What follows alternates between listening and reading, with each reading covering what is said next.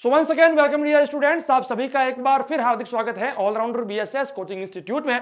बच्चों, आज की इस वीडियो में आपको बहुत महत्वपूर्ण बात मैं बताने वाला हूं, तो मैं उम्मीद करता हूं कि आप वीडियो को लास्ट तक देखेंगे, एक सेकंड भी स्किप मत करना, क्योंकि बहुत ज्यादा इंपॉर्टेंट वीडियो है आपके नवोदय विद्यालय एंट्रेंस एग्जाम के लिए। क्योंकि इस वीडियो में मैं आपको बताने वाला हूं कि नवोदय विद्यालय का एंट्रेंस एग्जाम जब आप देने के लिए जाओगे तो किन किन बातों का ध्यान रखना है, क्या क्या चीजें साथ में लेके जाना है, क्या क्या चीजें ले जाने से मना किया हुआ है और किन किन बातों का ध्यान रखना है, जिससे कि नवोदय विद्यालय के एंट्रेंस एग्जाम में आपको बैठने से ना रोका जाए। ओके बच्चों, तो लास्ट तक देखना, और अगर YouTube चैनल पर नए हैं तो सब्सक्राइब जरूर कीजिएगा, पास में बेल आइकन को प्रेस कीजिएगा, जिससे कि जवाहर नवोदय विद्यालय से जुड़ी हुई पल पल की अपडेट आपके पास सबसे पहले पहुंचेगी। वीडियो अगर पसंद आए तो लाइक, शेयर और सब्सक्राइब जरूर कीजिएगा। बच्चों देखिए, ऑलराउंडर बीएसएस का सबसे बड़ा उद्देश्य यही है, अब की बार नवोदय पार। आइए बच्चों, इसी में हम सबसे पहले बात करते हैं, सबसे पहले हम यहां पर बच्चों बात करते हैं, देखिए क्या है, general instructions for JNVST, Jawahar Navodaya Vidyalaya selection test के लिए जनरल इंस्ट्रक्शंस। देखिए बच्चों, यहां पर आपको किस बात का ध्यान रखना है, देखिए आपको यहां पर 3 प्रकार के इंस्ट्रक्शंस देखने को मिलेंगे। कितने प्रकार के? 3 प्रकार के इंस्ट्रक्शंस, सामान्य निर्देश जिसको कहा जाता है, 3 प्रकार के इंस्ट्रक्शंस आपको देखने को मिलेंगे। सबसे पहले इंस्ट्रक्शंस फॉर द कैंडिडेट्स, यानी कि जो बच्चा एग्जाम देने वाला है उसके लिए इंस्ट्रक्शंस। देखिए बच्चों, तीनों पॉइंट में आपको बताऊंगा, थोड़ा वीडियो लंबा हो सकता है लेकिन समय निकालकर पूरा देखना, क्योंकि एक एक बात आपके लिए महत्वपूर्ण है। देखिए सबसे पहले कैंडिडेट के लिए इंस्ट्रक्शन है, मतलब जो स्टूडेंट एग्जाम देने जाएगा उसके लिए कुछ निर्देश है। उसके बाद है स्पेशल इंस्ट्रक्शंस। देखिए ये जो इंस्ट्रक्शन है, ये इंस्ट्रक्शन बच्चे को हर साल दिए जाते हैं, लेकिन ये स्पेशल है जो कि इसी साल दिए जाएंगे, क्योंकि आपको पता है कोरोना वायरस के जो केसेस है उनसे रिलेटेड ये इंस्ट्रक्शंस है कि आपको क्या साथ में लाना है, किन बातों का ध्यान रखना है। और ये है स्पेशल इंस्ट्रक्शंस फॉर पेरेंट्स और गार्जियंस, यानी कि बच्चे के जो माता पिता है उनके लिए भी स्पेशल कुछ इंस्ट्रक्शंस हैं जो कि उनको ध्यान में रखने हैं। अगर गलती हुई तो बच्चे को एग्जाम में बैठने नहीं दिया जाएगा। तो बच्चों, सबसे पहले आप मुझे कमेंट सेक्शन में लिख के बताओ कि क्या आपका एडमिट कार्ड डाउनलोड हो चुका है, और जो नहीं हुआ है तो भी मुझे बताओ। आइए सबसे पहले बात करते हैं इंस्ट्रक्शंस फॉर द कैंडिडेट्स, बच्चों के लिए क्या इंस्ट्रक्शंस है। देखिए सबसे पहला इंस्ट्रक्शन बच्चों, देखिए सबसे पहला इंस्ट्रक्शन जो कि मैंने आपको बताया, अगर आपका एडमिट कार्ड डाउनलोड नहीं हुआ है तो बताओ मुझे क्यों नहीं हुआ है।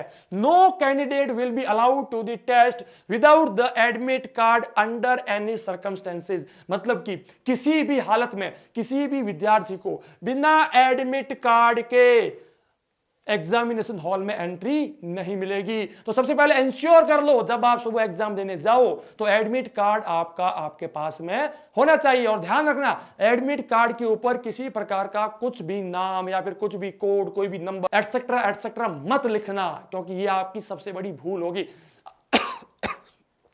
नेक्स्ट हम बात करते हैं सेकंड पॉइंट, कैंडिडेट्स के लिए सेकंड पॉइंट क्या है, check the particulars in the admit card carefully, error if any must be immediately reported to the principal of JNV concerned by email to ये ईमेल एड्रेस। बच्चों इस email address को लिख के रख लीजिए, अपना एडमिट कार्ड आज के आज चेक कर लीजिए।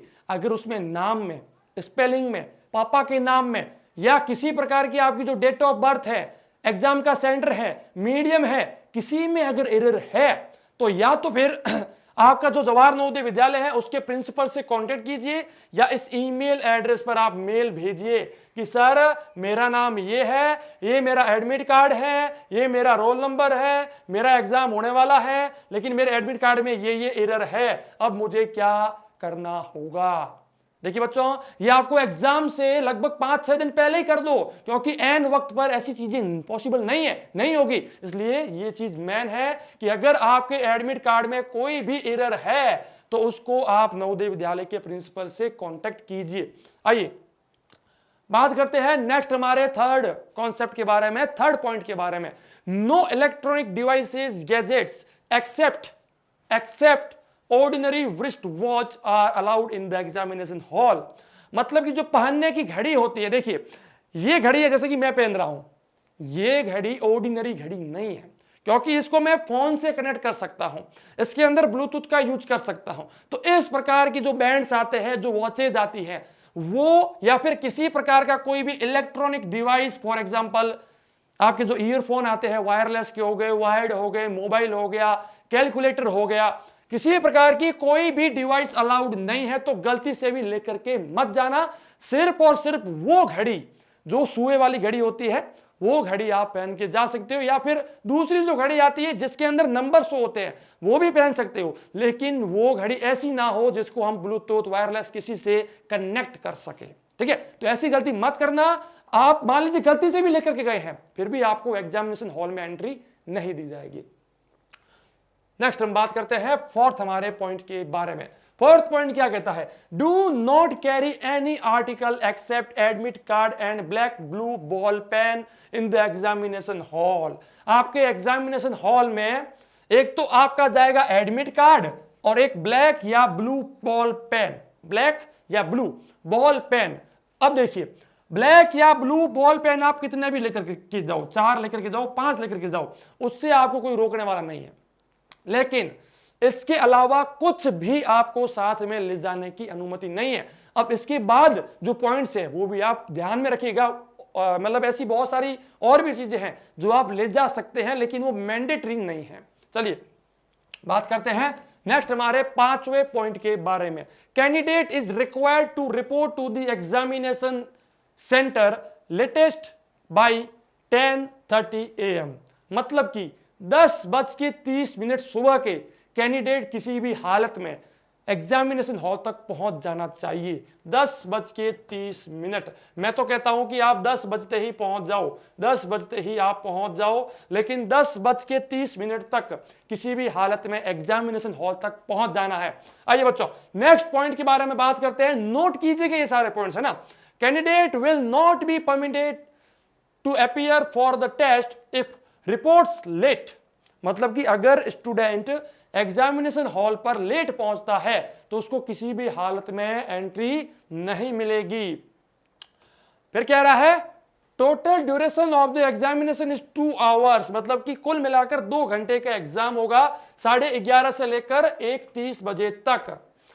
तो कैंडिडेट्स स्पेशली दिव्यांग, ठीक है, जो बच्चे फिजिकली हैंडीकेप्ड हैं उनको एक्स्ट्रा 40 मिनट्स मिलेंगे, उनको एक्स्ट्रा 40 मिनट्स मिलेंगे। इनको छोड़कर सभी का एग्जाम 1:30 तक खत्म हो जाएगा। तो ये क्या कह रहे हैं कि minutes will be provided, 15 minutes additional time is allowed for reading the instructions from 11:15 AM to 11:30 AM। मतलब कि आपको आपका क्वेश्चन पेपर दे दिया जाएगा 11:15 पर। 11:15 पर आपको क्वेश्चन पेपर दे दिया जाएगा और उसी क्वेश्चन पेपर को आपको उसके ऊपर जो इंस्ट्रक्शंस दिए गए हैं उसको रीड करने के लिए 15 मिनट दिए जाएंगे। तो आराम से इंस्ट्रक्शंस पढ़ लीजिएगा। ओके, आइए बात करते हैं 7वें पॉइंट के बारे में। Before answering the candidate has to ensure that question booklet contains 80 questions serially numbered from 1 to 80। मतलब कि क्वेश्चन पेपर में कोई भी क्वेश्चन अटेम्प्ट करने से पहले, कोई भी क्वेश्चन देखने से पहले आपको यह वेरीफाई करना है कि आपके बुकलेट जो होती है ना, मतलब कि जो क्वेश्चन पेपर है उसके अंदर 1 से लेकर 80 तक सारे के सारे क्वेश्चंस प्रिंटेड है। क्योंकि बहुत बार गलती हो जाती है कि कुछ क्वेश्चन प्रिंट होना छूट जाते हैं और अगर वो आपने बाद में बताया तो आपकी बात सुनी नहीं जाएगी। तो जाते ही आपको सबसे पहले चेक करना है कि OMR सीट और बुकलेट नंबर पर सेम नंबर है कि नहीं है, सेम कोड है कि नहीं है और पूरे 80 क्वेश्चन है कि नहीं है। ये सबसे पहले आपको इन्फॉर्म करना है। चलिए, मतलब वेरीफाई करना है और अगर है तो आपको उनको इन्फॉर्म करना है। नेक्स्ट है हमारा use blue black ball point pen only to write on OMR sheet. Use of pencil is strictly prohibited. मैं आपको बहुत बार बता चुका हूं कि आपकी जो OMR सीट होती है ना, वो मशीन्स के द्वारा चेक होती है और मशीन जो होती है वो क्या होती है बच्चों, वो ब्लैक कलर को ज्यादा कैच करती है। अच्छे से कैच करती है। तो मैं तो बस यही कहना चाहूंगा कि आप ब्लैक पेन का ही यूज करो, लेकिन बॉल पेन यूज करना, क्योंकि जो जेल पेन होते हैं या फिर कोई और पेन होते हैं ना, उनमें दिक्कत क्या होती है बताऊं, वो पेन की साइज जो होती है ना वो बिखर सकती है, और उसके बिखरने के कारण आपके क्वेश्चन सही होने के बाद भी रॉन्ग हो सकते हैं। तो इस चीज के बारे में ध्यान रखना, सिर्फ ब्लू या ब्लैक बॉल पॉइंट पेन ही यूज करना है, और मेरी राय है ब्लैक पेन ही यूज करना है।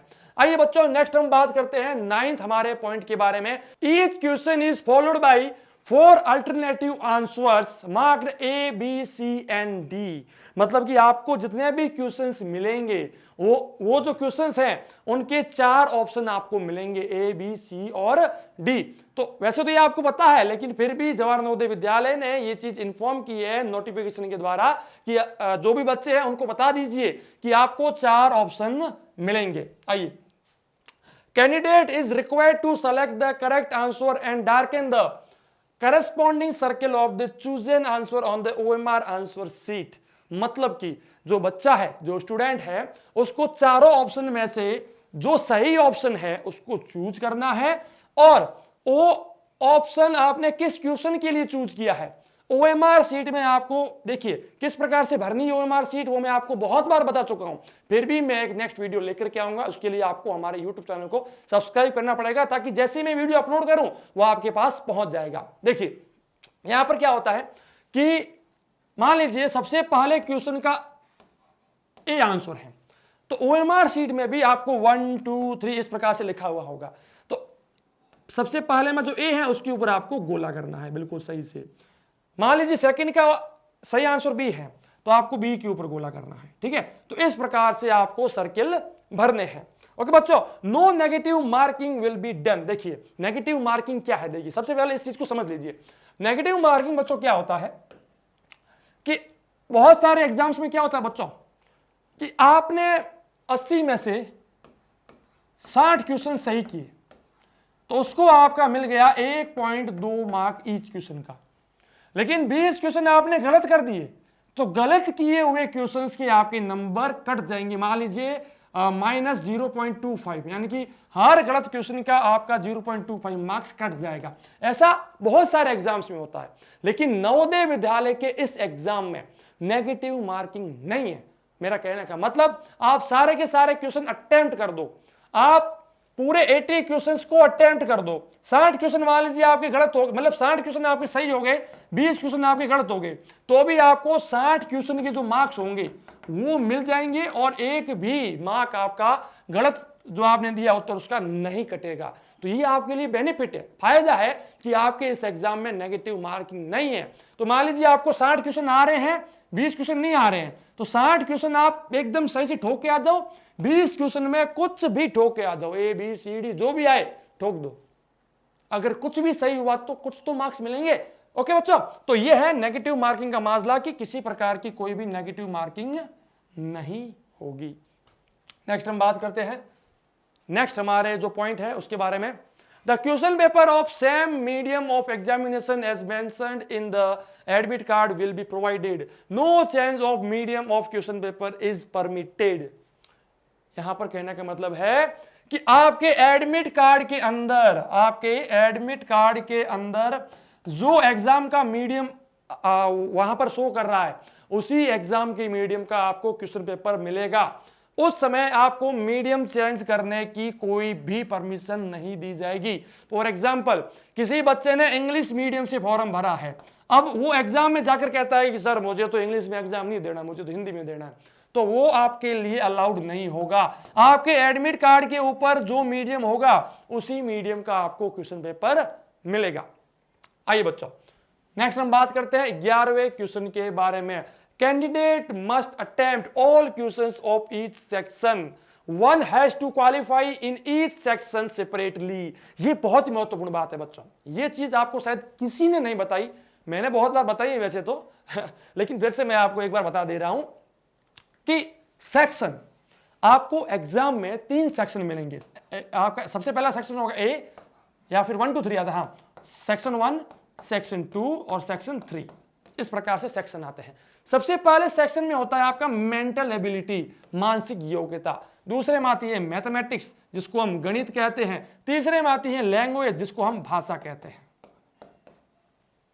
तो ये 3 प्रकार के सेक्शन होते हैं। तो बच्चे क्या कहते हैं कि चलो यार मुझे तो मैथ्स मेरी जो है वीक है मैथ्स, तो मैं तो सिर्फ मानसिक योग्यता और भाषा करूंगा। अब मान लीजिए मैथ्स में आपको क्वालिफाइंग मार्क्स नहीं मिल रहे हैं और इन दोनों में आपका नाम मेरिट में भी आ रहा है, फिर भी आप फेल माने जाओगे।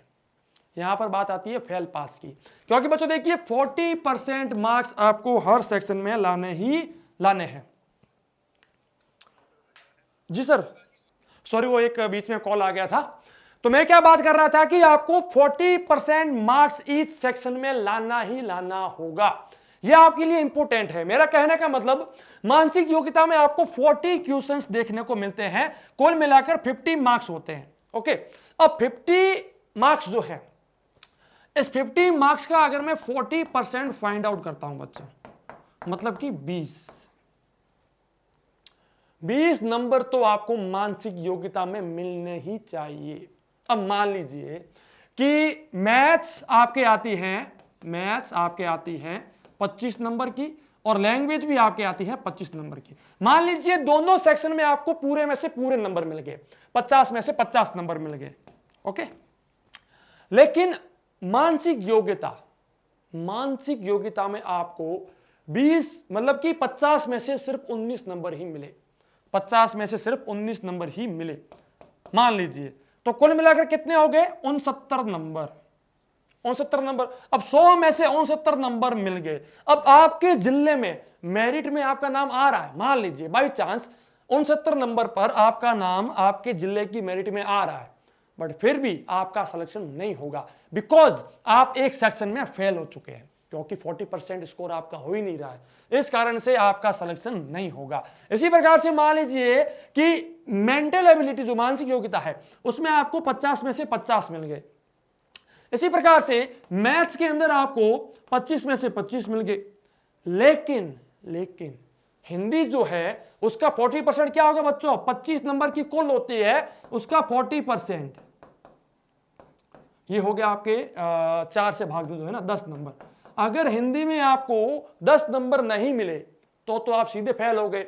अब 10 की जगह मान लीजिए आपको 9 नंबर मिल गए और मेरिट में आपका नाम आ रहा है, क्योंकि कुल मिलाकर यहां पर मार्क्स होते हैं आपके 84 मार्क्स होते हैं, फिर भी आपको फेल माना जाएगा, फिर भी आपको यहां पर फेल माना जाएगा, क्योंकि आप सेक्शन नंबर सी यानी जो लास्ट वाला सेक्शन है उसमें फेल हो रहे हैं। ओके, तो ये बात के बारे में अपने को ध्यान रखना है कि एग्जाम जब आप अटेम्प्ट कर रहे हो तो उस समय इन सब बातों का ध्यान रखना है। नेक्स्ट बच्चों हम बात करते हैं 12वीं हमारी बात है, candidates must fill roll number on OMR sheet as well as on question paper. जिस प्रकार से आपको OMR सीट के ऊपर आपका रोल नंबर भरना है, उसी प्रकार से क्वेश्चन पेपर के ऊपर भी आपको आपका रोल नंबर भरना है जाते ही, ये गलती मत कर देना। आइए नेक्स्ट हम बात करते हैं 13th नंबर क्वेश्चन के बारे में। No change in the answer once marked is allowed. देखिए, एक बार आपने अगर आंसर भर दिया OMR सीट में तो उसको चेंज करने की कोई भी परमिशन नहीं मिलेगी। Over writing, cutting and erasing on the answer sheet is not allowed. बहुत से बच्चे क्या करते हैं कि 4 ऑप्शन है A, B, C और D, एक ऑप्शन को पहले गोला किया, फिर कि नहीं ये नहीं, मेरा ऑप्शन ये है, तो अब ये पूरा का पूरा गलत हो गया आपका क्वेश्चन। तो इस चीज के बारे में ध्यान रखना है कि एक बार OMR सीट में आपने मार्क कर दिया देन कोई भी चेंजेस अलाउड नहीं है। आइए बात करते हैं नेक्स्ट हमारे 14th नंबर क्वेश्चन के बारे में। Use of whitener, correction fluid, eraser on the OMR seats is not allowed. Whitener आता है, बहुत सारे ऐसे फ्लूइड आते हैं, रबड़ आता है, उसका यूज OMR सीट के ऊपर नहीं करना है। मतलब कि आपने पहले ऑप्शन ए चूज किया, फिर उसको रबड़ से मिटा रहे हो, फिर चेंज कर रहे हो, तो ये अलाउड नहीं है। आइए बच्चों बात करते हैं 15 नंबर क्वेश्चन के 15 नंबर जो आपका पॉइंट है उसके बारे में बात करते हैं। Do not make any stray mark on the OMR seat. OMR seat के ऊपर कोई भी निशान मत लगाओ, कहीं पर भी कोई ऐसा टिक पॉइंट ऐसा वैसा कुछ भी नहीं करना है। ना तो ओएमआर शीट को मोड़ना है, ना कहीं से थोड़ा सा भी फाड़ना है। अगर ऐसा किया तो ओएमआर शीट चेक नहीं होगी और आप फेल माने जाओगे। तो ध्यान रखना, ओएमआर शीट के ऊपर किसी प्रकार का कुछ भी गलत आपको नहीं करना है। आइए नेक्स्ट हमारा 16वीं बात करते हैं। 16वां जो हमारा इंस्ट्रक्शन है उसके बारे में बात करते हैं। Candidate shall not leave the hall before 1:30 PM and without handing over OMR answer sheet to the invigilator. ये इन्विजिलेटर कौन होता है? जो आपका वहां पर एग्जाम लेने के लिए आता है। जवाहर नवोदय विद्यालय का कोई ना कोई स्टाफ होता है ना, वो आपके वहां पर आता है। तो जब तक आप उनको अपनी ओएमआर शीट हैंडओवर ना कर दो, ना सौंप दो, तब तक आपको हॉल से बाहर नहीं जाना है। 1:30 से पहले तो आपको किसी भी हालत में जाने नहीं दिया जाएगा। आइए नेक्स्ट हम बात करते हैं 17वें पॉइंट के बारे में। Any candidate found either giving और receiving assistance or using unfair means during the exam will be disqualified। मतलब कि एग्जाम के समय किसी भी प्रकार का किसी के साथ बातचीत नहीं करना है, ना कोई इशारे करने हैं, कुछ भी कहीं पर भी घूमना फिरना नहीं है, कहीं पर भी मुंडी को हिलाना नहीं है। एकदम स्ट्रेटली अपने काम में ध्यान देना है। अगर कोई भी बच्चा इस प्रकार की हरकत करते हुए पाया गया तो उसी समय उसको डिस्क्वालीफाई कर दिया जाएगा। मतलब कि एग्जाम से उसको हटा दिया जाएगा और उसका पेपर रद्द कर दिया जाएगा। तो इस चीज के बारे में बच्चों ध्यान रखना, कोई भी प्रकार की इस प्रकार की हरकत नहीं करनी है। 18वीं हम बात करते हैं, 18th नंबर जो हमारा पॉइंट है उसके बारे में बात करते हैं। प्रतिरूपण का कोई भी प्रकार का प्रयास उम्मीदवार को अयोग्य घोषित कर देगा। यहां पर है प्रतिरूपण, इसको कहते हैं इम्पर्सोनेशन। इम्पर्सोनेशन बच्चों क्या होता है? बहरूपिया। मतलब कि मेरी शक्ल का कोई व्यक्ति है या फिर मेरे जगह पर कोई दूसरा व्यक्ति जाकर मेरा एग्जाम दे रहा है। अभी एग्जाम तो राम का होने वाला है, लेकिन राम का दोस्त श्याम जा रहा है एग्जाम देने के लिए। अगर इस प्रकार का कोई भी घोटाला पाया गया तो आपको अयोग्य घोषित कर दिया जाएगा और आपके खिलाफ कानूनी कार्यवाही भी हो सकती है। इस चीज के बारे में ध्यान रखना और खासकर बच्चे के पेरेंट्स इस बात का ध्यान रखना। चलिए 19वें पॉइंट के बारे में बात करते हैं। The candidate is provisionally allowed to appear for the test subject to the fulfilment of the eligibility criteria at the time of admission to class 6 in JNV after selection. मतलब कि जवाहर नवोदय विद्यालय ने एक जो है ना मानदंड बनाया हुआ है कि बच्चे की एज इतनी होनी चाहिए, बच्चे के पास बच्चे का आधार कार्ड होना चाहिए, बच्चा 5वीं में होना चाहिए, ये सब चीजें। लेकिन एग्जाम के समय आपको इन सब चीजों को बताने की कोई जरूरत नहीं है। भले आप 5वीं में हो, भले आपके परसेंटेज अच्छे हैं, भले आपकी डेट ऑफ बर्थ पूरी है, कोई फर्क नहीं पड़ता। आपको एग्जाम में बैठने दिया जाएगा, आपको एग्जाम में बैठने दिया जाएगा। क्योंकि बहुत सारे बच्चे होते हैं जो इस साल 4थी में पढ़ रहे हैं और वो सिर्फ प्रैक्टिस के लिए जा रहे हैं, वो सिर्फ देखना चाहते हैं कि भाई नवोदय का एग्जाम कैसा होता है, उनको सिलेक्शन से कोई मतलब नहीं है।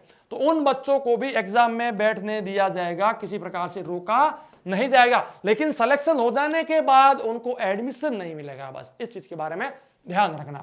20वां पॉइंट क्या कहता है? Selection of candidate for admission in JNV concerned is as per prescribed NVS criteria।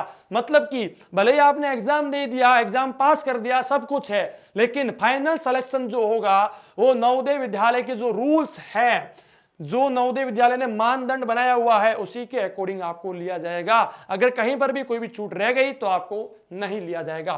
तो बच्चों ये तो थे इंस्ट्रक्शंस फॉर कैंडिडेट्स। इसके बाद हम बात करते हैं स्पेशल इंस्ट्रक्शंस फॉर कैंडिडेट्स। ये वो है, इसमें आपको बताया जाएगा कि आपको क्या क्या साथ में लेके जाना है, क्या क्या नहीं लेके जाना है, किन किन बातों का ध्यान रखना है। अब बात आती है उसका सबसे पहला पॉइंट ये है, may carry hand sanitiser 50 ml in transparent बोतल। मतलब कि आप सैनिटाइजर लेकर के तो जा सकते हैं, आप सैनिटाइजर लेकर के तो जा सकते हैं, लेकिन वो 50 मिलीलीटर से ज्यादा नहीं होना चाहिए और ट्रांसपेरेंट बोतल में होना चाहिए। बच्चों ट्रांसपेरेंट बोतल में होना चाहिए, इस चीज के बारे में आपको ध्यान रखना है। यहां पर ट्रांसपेरेंट का मतलब क्या होता है कि जिस बोतल में आमने सामने दिख रहा है कि हाँ इसके अंदर सैनिटाइजर का लिक्विड ही है। ओके बच्चों, ये आप लेकर के जा सकते हो। दूसरा क्या है, will cover their nose and mouth with mask always in the centre. बहुत सारे बच्चे क्या करते हैं, मास्क को यहां तक पहनते हैं, या फिर सिर्फ मुंह पर पहनते हैं, या फिर सिर्फ नाक के ऊपर पहनते हैं, मुंह उसका खुला रहता है। तो ऐसा नहीं करना है, आपको मास्क हमेशा सेंटर में पहनना है, मतलब कि जिसके अंदर नाक और मुंह दोनों उससे ढके होने चाहिए, मास्क से, है ना। तो मास्क आपको एकदम सही से बांधना है, ये नवोदय विद्यालय ने कहा है। और मास्क पहन के जा सकते हो। बहुत सारे बच्चे पूछ रहे हैं कि सर क्या मास्क पहन सकते हैं? भाई ये तो मैंडेटरी है, ये तो पहनना ही पड़ेगा। आइए नेक्स्ट हम बात करते हैं, नेक्स्ट हमारे पॉइंट के बारे में, will follow social distancing norms strictly. मतलब कि सोशल डिस्टेंसिंग 6 फीट की दूरी, 6 फीट की दूरी आपको बना के रखनी है हर किसी से। हाँ जी, 6 फीट की दूरी हर किसी से बना के रखनी है। जैसे कि एक बच्चा यहां खड़ा है तो आपको उससे 6 फीट दूर खड़ा रहना है, किसी को पास पास में खड़ा नहीं रहना है, वरना दिक्कत हो सकती है। इसके बाद हम बात करते हैं, will not exchange or loan articles stationery items like pen, pencil, ruler, eraser etcetera inside examination room. मतलब कि एग्जामिनेशन रूम में आप अपने दोस्त या फिर किसी भी कैंडिडेट से पेंसिल, पेन या कोई प्रकार की बातचीत या लेन देन नहीं करेंगे। अगर आपकी पेन की स्याही खत्म हो चुकी है, पेन काम नहीं कर रहा है, पेन की रिक्वायरमेंट है, तो आप एग्जामिनर से एक बार बात कर सकते हैं, लेकिन किसी भी कैंडिडेट से मांगना या उसको देना अलाउड नहीं है। आइए नेक्स्ट हम बात करते हैं, नेक्स्ट हमारे पॉइंट के बारे में, may carry their own drinking water बोतल। आप अपने खुद की पानी की बोतल लेकर जा सकते हैं, लेकिन ध्यान रखना पानी की बोतल भी सिंपल होनी चाहिए, मतलब कि कुछ भी उसके ऊपर लिखा हुआ, छपा हुआ ऐसा नहीं होना चाहिए। ट्रांसपेरेंट बोतल लेके जाओ तो और ज्यादा बेस्ट रहेगा। ओके, तो पानी की बोतल आप अपनी लेकर के जा सकते हैं, लेकिन पानी की बोतल भी किसी को ना देनी है, ना किसी की पानी की बोतल से पानी पीना है। आइए नेक्स्ट हम बात करते हैं छठे पॉइंट के बारे में, so try to avoid contact with unknown persons. किसी भी उस व्यक्ति से जिसको आप जानते नहीं हैं उससे कांटेक्ट में नहीं रहना है, उसके कांटेक्ट में बिल्कुल नहीं आना है, और कोशिश कीजिएगा कि जिसको आप जानते हैं उनसे भी फिजिकली आपको कांटेक्ट में नहीं आना है। दूर दूर से आप उनसे बातचीत कीजिए, लेकिन ना तो हाथ मिलाना है, ना उनसे गले मिलना है, ऐसा कुछ भी नहीं करना है। सातवां हम बात करते हैं, will throw use tissue face mask if any into closed bins immediately after use. अगर कोई बच्चा इस प्रकार का मास्क यूज कर रहा है, जिस मास्क को ज्यादा से ज्यादा 24 घंटे के लिए या फिर 12 घंटे के लिए या फिर 6 घंटे के लिए यूज किया जा सकता है और उसको फेंकना पड़ता है, उस मास्क को आपको हमेशा डस्टबिन के अंदर या फिर उसका खुद का एक वहां पर आपको डिब्बा मिलेगा, उस डिब्बे के अंदर फेंकना है। कहीं पर भी फालतू का जो है आपका फर्श है या फिर रोड है, कहीं पर भी आपको फेंकना नहीं है। इस चीज के बारे में ध्यान रखना। आठवां हम बात करते हैं, हमारा आठवां पॉइंट है, will maintain good hygiene in toilets during and after use.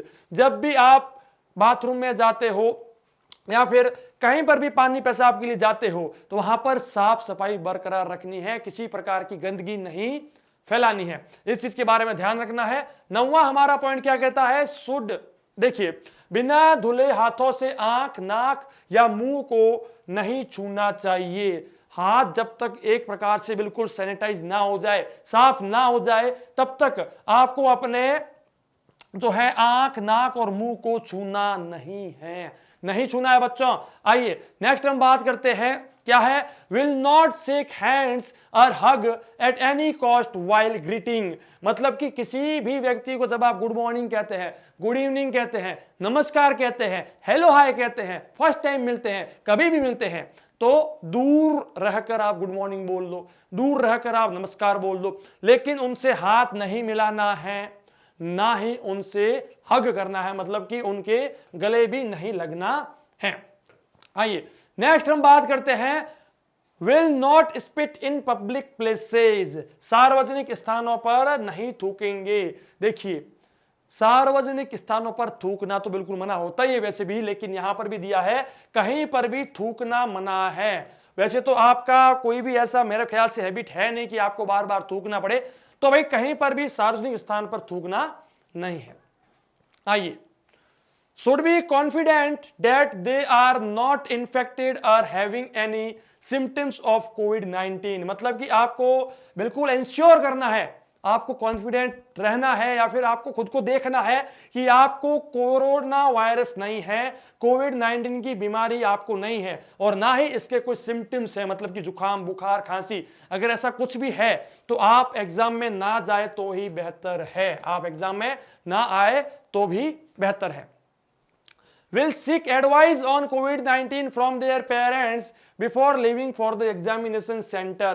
मतलब कि जब भी आप एग्जामिनेशन सेंटर के लिए रवाना हो रहे हैं, उससे पहले अपने माता पिता से, भाई बंधुओं से, उनसे आपको बातचीत करनी है कोविड-19 के बारे में कि कोविड-19 क्या है, इससे किस प्रकार से बचा जा सकता है, क्या क्या जो है मास्क मुझे पहनना है कि नहीं पहनना है, किन किन बातों का मुझे ध्यान रखना है। तो इसके बारे में एक बार अपने माता पिता से, उनसे बातचीत करके ही आपको जाना है।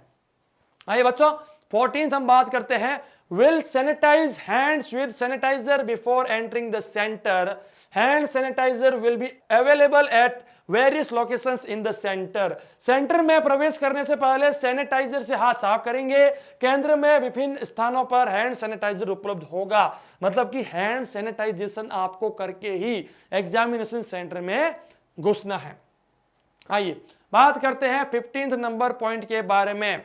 should reach center as per the reporting entry time mentioned in the admit card to avoid any crowding at the center at the time of entry to maintain social distancing। मतलब कि सोशल डिस्टेंसिंग को बरकरार रखने के लिए ये आपके लिए एक इंस्ट्रक्शन है, एक हिंट है कि आप एग्जामिनेशन सेंटर पर जिस समय आपको पहुंचने के लिए बोला गया है 10:30 बजे, तो आप उसी समय पहुंच जाइए, जिससे कि सोशल डिस्टेंसिंग बरकरार रहे।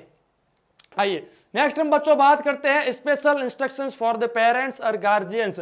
माता पिता और उन जो बच्चों के अभिभावक हैं उनके लिए विशेष निर्देश क्या है बच्चों? देखिए सबसे पहला ये है, should be confident that their ward का मतलब क्या होता है? उनका बच्चा is not infected or having symptoms of कोविड-19। मतलब कि बच्चे के माता पिता को ये इंश्योर करना है कि उनके बच्चे को ना तो कोविड के सिम्टम्स है और ना ही कोविड-19 की बीमारी है, और अगर है तो आपको आपके बच्चे को नहीं भेजना है। In case their ward is not feeling well, parents should consult the doctor and act as per advice. मतलब कि अगर उनके बच्चे को कोई भी ऐसी दिक्कत है, खांसी जुकाम बुखार है, कुछ भी ऐसा है, तो डॉक्टर से कंसल्ट कीजिए और जैसा डॉक्टर बोले उसको फॉलो कीजिए। इसके बाद जो है बच्चों के माँ बाप के लिए एक और चीज है, should ensure that their ward reaches the center at the reporting time mentioned in the admit card only to avoid crowding at the center। मतलब कि सेंटर के ऊपर भीड़ से बचने के लिए आप अपने बच्चे को फिक्स सही समय पर एग्जामिनेशन सेंटर पर भेज दीजिए। इसके बाद एक पॉइंट और भी है आपके लिए, are requested to strictly follow the below mentioned guidelines and ensure that their ward wear mask, sanitize his her hands, maintain social distancing while dropping and picking up their wards at the center। मतलब कि बच्चे के जो माता पिता है जो उसको सेंटर के ऊपर छोड़ने आएंगे या सेंटर से वापस लेने के लिए आएंगे, उनको भी मास्क पहनना है, हैंड सैनिटाइजेशन करना है, सोशल डिस्टेंसिंग को फॉलो करना है और अपने बच्चे को भी बोलना है कि ये सब चीजें फॉलो करें। तो बच्चों इसके बाद एक और है आपके लिए instructions, for any assistance clarification principle of JNV में बी कॉन्टेक्टेड। अगर आपको कुछ भी और जानकारी चाहिए या फिर कोई डाउट है तो आप जवाहर नवोदय विद्यालय के प्रिंसिपल से कांटेक्ट कर सकते हैं। इसी के साथ आप अगर हमारे से जुड़ना चाहते हैं, जानकारी चाहते हैं, नवोदय विद्यालय से जुड़ी हुई पल पल की अपडेट चाहते हैं, कोचिंग चाहते हैं, सब कुछ आपको हमारे YouTube चैनल, हमारे एंड्रॉइड ऐप, इंस्टाग्राम और भी सोशल मीडिया अकाउंट्स के ऊपर आपको देखने को मिलेगा। सारे लिंक्स इस वीडियो के नीचे डिस्क्रिप्शन में है, जाकर फॉलो जरूर कीजिएगा। और इसी के साथ आप हमारे व्हाट्सएप नंबर 76108 79108 और 6376 860614 पर भी आप हमें कांटेक्ट कर सकते हैं। आपको अगर नवोदय विद्यालय के फुल कोर्स या फिर एटसेट्रा के बारे में जानकारी चाहिए, हमारी वेबसाइट allrounderbss.com को भी विजिट कीजिए। वहां पर भी आपको नवोदय से जुड़ी हुई पल पल की अपडेट देखने को मिलती है। So please like, share and subscribe. मिलेंगे आपसे हमारी ऐसी ही किसी नेक्स्ट खास वीडियो में। तब तक के लिए जय हिंद, वंदे मातरम, जय भारत, धन्यवाद। घिरे हुए अंधियारे को अब हम दूर भगाएंगे, घिरे हुए अंधियारे को अब हम दूर भगाएंगे। ज्ञान की ज्योति जलाएंगे, हम ज्ञान की ज्योति जलाएंगे।